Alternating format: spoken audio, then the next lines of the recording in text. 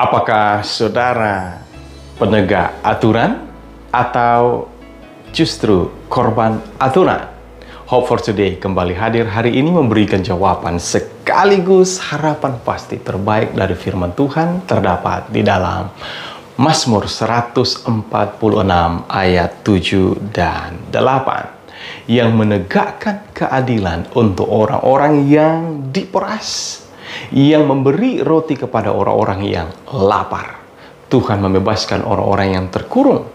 Tuhan membuka mata orang-orang buta. Tuhan menegakkan orang yang tertunduk. Dan Tuhan mengasihi orang-orang benar. Siapakah yang dimaksudkan menegakkan keadilan di sini pada ayat 7? Oh, ayat 6 sebelumnya menyebutkan Dia yang menjadikan langit dan bumi, laut dan segala isinya, yang tetap setia untuk selama-lamanya. Dialah juga Tuhan yang menegakkan keadilan. Pada ayat 7 dan 8 ada beberapa hal yang dilakukan Allah secara bersamaan. Yang pertama, menegakkan keadilan bagi yang diperas. Yang kedua, menunjukkan belas kasihan bagi mereka yang lapar, diberi roti, yang terkurung dibebaskan, tertunduk ditegakkan. Kemudian yang ketiga, menyatakan kasih setia bagi orang benar. Mari kita pahami karakter dan tindakan Allah yang muncul di ayat-ayat ini. Ia adil, menegakkan keadilan. Ia kasih, menunjukkan belas kasihan. Ia setia, menyatakan kesetiaan.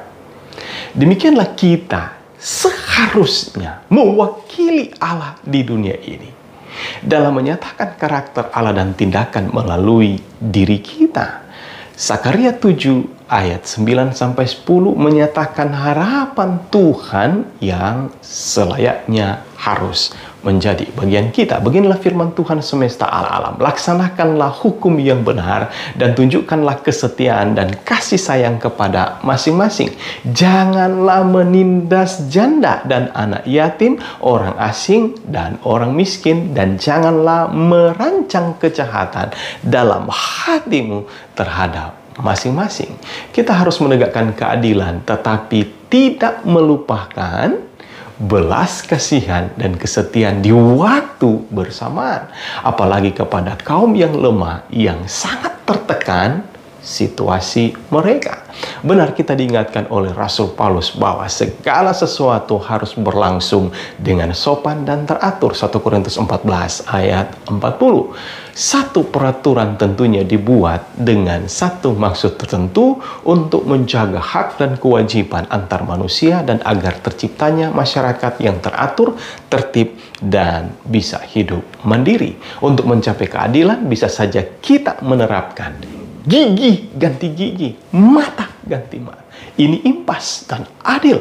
Tetapi akankah siklus mata rantai ini terputus? Tentunya jika harus membalas dengan mencopot gigi, dipastikan emosi dan dendam akan terus berlanjut.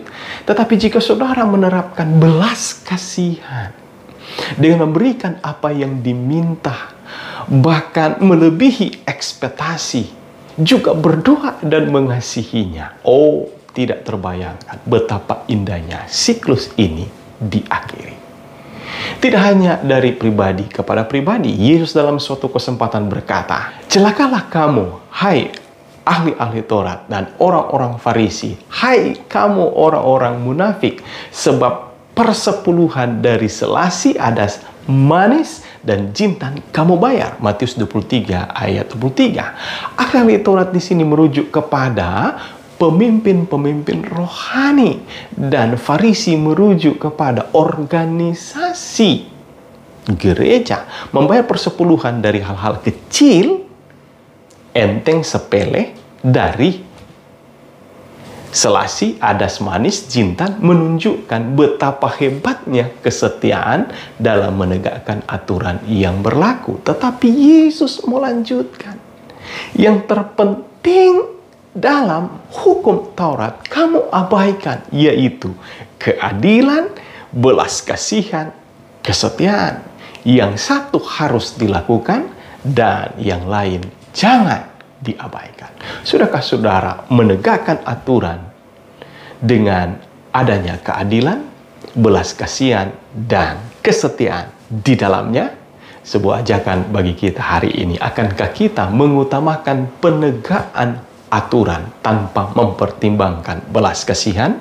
Menegakkan aturan itu penting untuk satu keadilan, tetapi implementasinya harus terdapat belas kasihan dan kasih setia. Adakah saudara penegak aturan atau korban aturan? Harapan baru terbaik hari ini adalah mengajak kita untuk meneladani Allah, mengimplementasikan keadilan, belas kasihan, dan kesetiaan di waktu bersamaan dalam hubungan interaksi sosial kita kepada sesama. Terima kasih Tuhan untuk renungan hari ini. Kiranya boleh menjadi berkat bagi kami dalam mengimplementasikan akan kasih, keadilan, dan juga belas kasihan dan kesetiaan. Terima kasih Tuhan, dalam nama Yesus Juru Selamat kami berdoa. Amin. Kiranya saudara boleh terberkati melalui harapan dan ajakan untuk hari ini. Tuhan Yesus memberkati.